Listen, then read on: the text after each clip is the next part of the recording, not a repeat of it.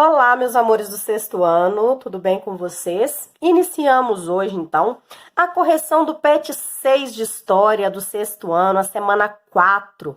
E as atividades estão entre as páginas 75 até a página 78.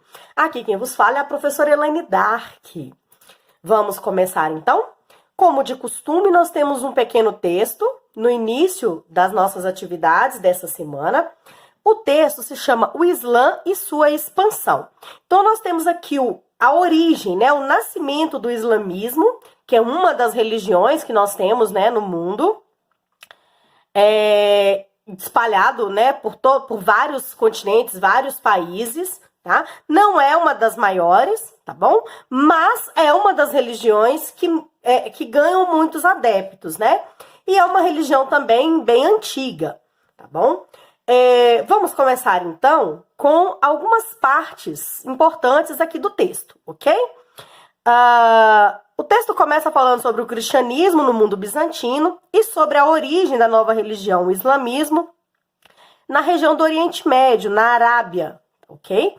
Essa civilização que desenvolveu essa nova religião era uma civilização árabe que habitava, né, a região da Península Arábica, hoje é chamado de Arábia Saudita. O território é marcado por 80% de deserto, ou seja, o clima é extremamente quente e seco. Existe naquelas regiões, nas regiões de deserto, digamos assim, né, na grande maioria, muitos oásis. E muito antigamente, né, esses oásis, eles tinham tribos que habitavam próximos a esses oásis. E essas tribos que habitavam, né, próximo a esses oásis, elas eram controladas por líderes escolhidos dentro daquela tribo. E todos eles, normalmente, eram parentes entre si, tá? O grau de parentesco era muito grande. A partir do século 7, né, depois de Cristo, essas tribos, né, que moravam próximo a esses oásis, começaram a receber, digamos assim, muitas visitas, né? Porque como eram próximos a oásis, que é regiões onde tinha algum tipo de plantação, né? Regiões com plantações e com água, algumas caravanas acabavam passando por esses oásis, né? Que eram rotas comerciais. Um desses oásis tinha a cidade de Meca, tá? É onde está, na verdade, situada a cidade de Meca. E Meca se tornou, então, um ponto de parada dessas caravanas, tá bom? Então, muitos comerciantes, né, paravam na região de Meca para se abastecer e para vender mercadorias também, tá bom? Esse ponto de encontro, né, se tornou também um ponto de encontro de outras culturas, outras religiões, tá? Entre elas, o cristianismo, tá bom? Os antigos árabes, gente, eles eram politeístas animistas. O que é isso, professora? Politeísta a gente já sabe, né? Que é adorar vários deuses. Agora, animistas é porque eles cultuavam elementos da natureza, tá? Até mesmo alguns animais. E o cristianismo é contra esse tipo de religião, né? É contra o politeísmo, contra essa adoração de divindades chamadas divindades que são elementos da natureza, tá bom?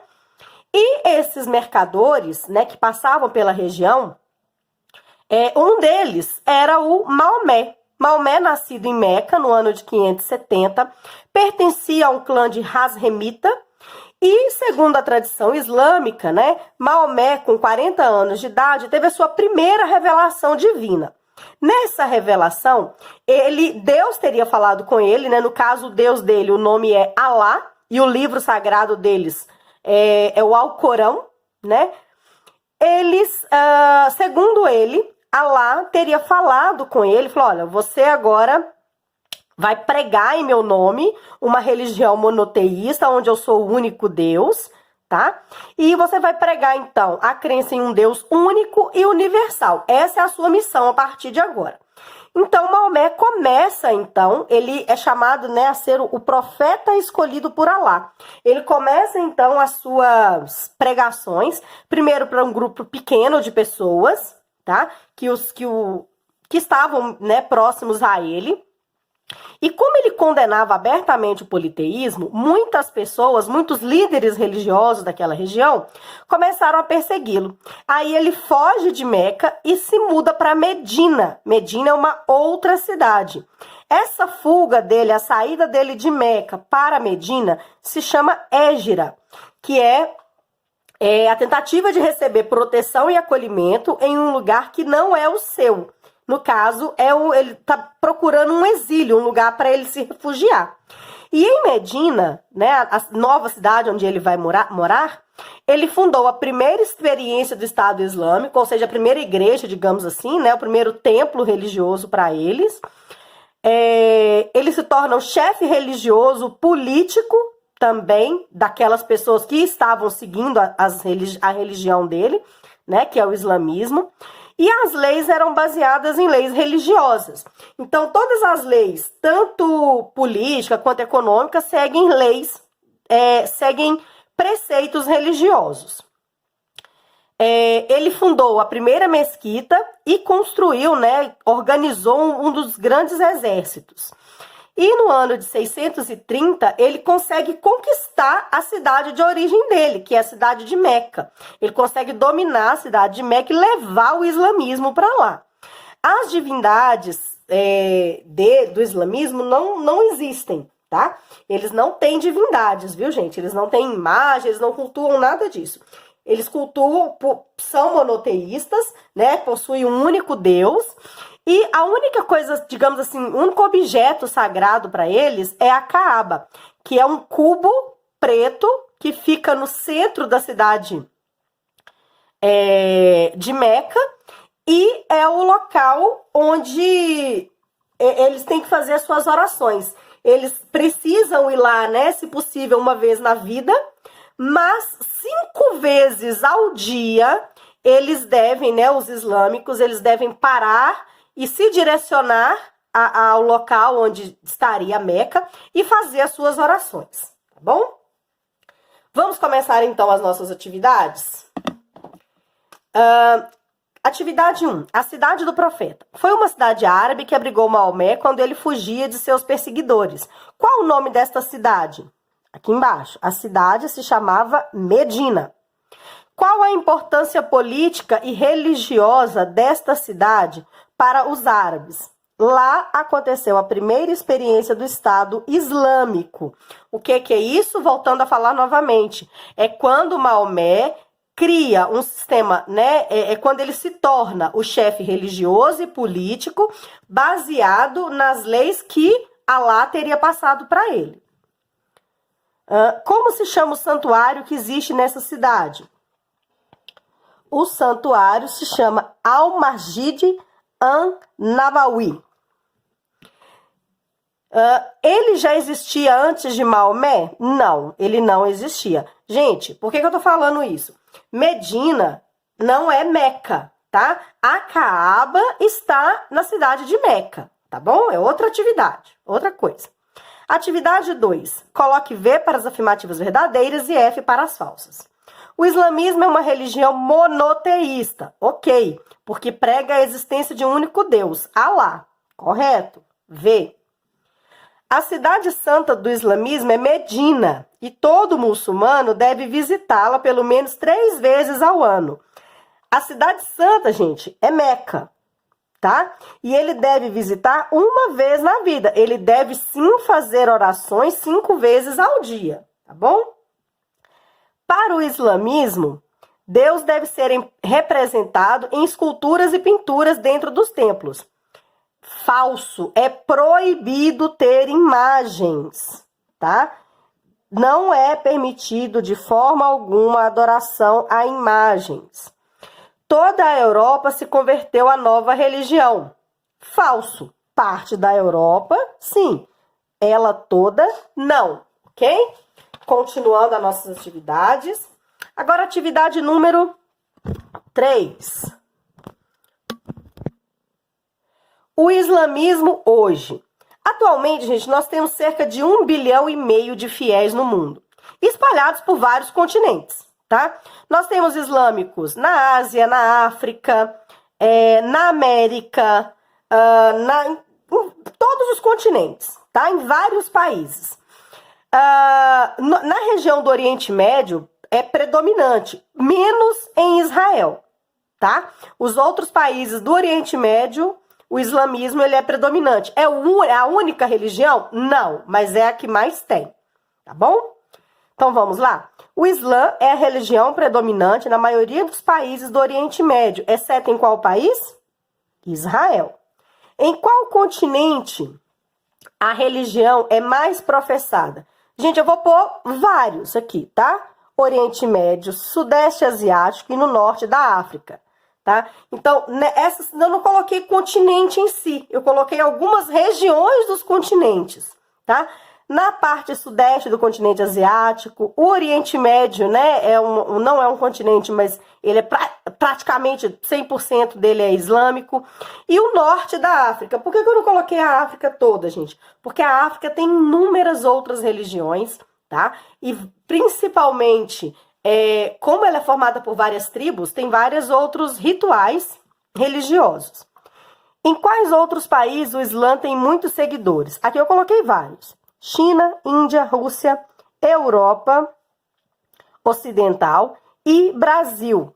E também tem nos Estados Unidos, viu, gente? Apesar dos islâmicos serem aterrorizados, né, não serem muito bem-vindos dos Estados Unidos, mas lá existe, sim, muitos islâmicos. Há cristãos que vivem no continente africano? Sim, tem cristão para todo lado. O que significa dizer que nem todo árabe é muçulmano? Vamos lá. Árabes são pessoas que possuem ancestralidade comum. Então, ser árabe, gente, é você ter uma origem, por exemplo, é ser brasileiro, tá? Você pode ser brasileiro e ter qualquer religião que você queira, tá bom? Tem relação com a origem histórica. Muçulmano tem a ver com a religião específica do islamismo. Então, ser árabe não é ser muçulmano. Ele pode ser árabe e ter qualquer outra religião, tá bom? Como a pessoa pode ser de qualquer outro país e ser muçulmano, tá? Muçulmano é a religião, árabe é origem, tá bom? Atividade 4. Pesquise e escreva o significado de Kaaba. É o cubo. Templo em formato de cubo, próximo à mesquita de Meca. Lugar mais sagrado do islamismo. Alcorão é o livro sagrado dos muçulmanos que contém revelações que Alá, Deus, transmitiu a Maomé. Jihad, guerra santa muçulmana, que o que significa essa guerra santa? Dever religioso dos muçulmanos de defender o Islã através de luta. A ideia deles é livrar o mundo dos pecadores. Quem são os pecadores, os impuros? Aqueles que não são islâmicos. Atividade 5. Atualmente há no mundo, né, como eu já falei lá em cima, cerca de 1,5 bilhão de adeptos do islamismo. Tá? Então vamos lá para a pergunta. Essa religião é seguida pela maioria da população de vários países da Ásia e da África e tem fiéis por todo o planeta, inclusive no Brasil. Nos últimos tempos, muitas referências são feitas ao islamismo nos meios de comunicação. Isso ocorre principalmente em função dos conflitos armados no Oriente Médio, onde essa religião tem forte presença. A ligação entre islamismo e conflitos, porém, contribuiu para uma visão equivocada desta religião. A maioria dos islâmicos condena o uso da violência, pregando a coexistência pacífica entre os povos. Pesquise e escreva sobre o significado da palavra Islã e quais são os fundamentos do islamismo. Vamos lá? Islã significa submissão, obediência a Alá. Ele possui 5 pilares. Recitar o credo, não existe nenhum Deus além de Alá e Muhammad é seu profeta. Orar 5 vezes ao dia em direção a Meca. Jejuar durante o mês sagrado. Opa, que faltou um G aqui, né? Sagrado. Chamado de Ramadã. Assim como, né, para os católicos tem a quaresma e eles têm o Ramadã. Realizar os zakat, que é a doação de 2,5% de seus lucros para os mais pobres e visitar Meca uma vez na vida, se possível. Atividade 6. Com a morte de Maomé, em 632, o Estado muçulmano passou a ser governado por califas, sucessores do profeta. Dessa forma, começaram a aparecer desacordos entre alguns grupos muçulmanos, sendo os principais os sunitas e xiitas. Isso é muito importante. Descreva as principais diferenças entre eles. Xiitas defendem uma sucessão de Maomé por descendência direta. O líder aprovado por Alá é o que descende de Maomé. São mais rigorosos na interpretação do Alcorão. O que isso quer dizer, gente? Quem vai ocupar o lugar de chefe religioso tem que ser algum descendente de Maomé, ok? Sunitas. Além do Alcorão, usam a Suna, que é uma biografia de Maomé, e defendem que a sucessão de Maomé tem relação com o bom entendimento dos livros sagrados. São cerca de 90% dos muçulmanos. Ou seja, os xiitas são mais rigorosos e os sunitas são mais tranquilos com relação à sucessão, com relação a poder dentro do islamismo, tá? Para os sunitas, a pessoa tem que conhecer bem os livros sagrados, né? Tem que ser uma pessoa correta.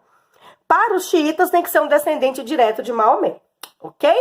Então, por hoje é só. Ficamos aqui com a correção da nossa semana 4 do PET 6. Encerramos o nosso PET 6. Espero que vocês estejam conseguindo realizar as atividades. E vamos lá, né? O PET 7 já está chegando e daqui uns dias a gente vai começá-lo e encerrá-lo, se Deus quiser. Abraços e fiquem com Deus.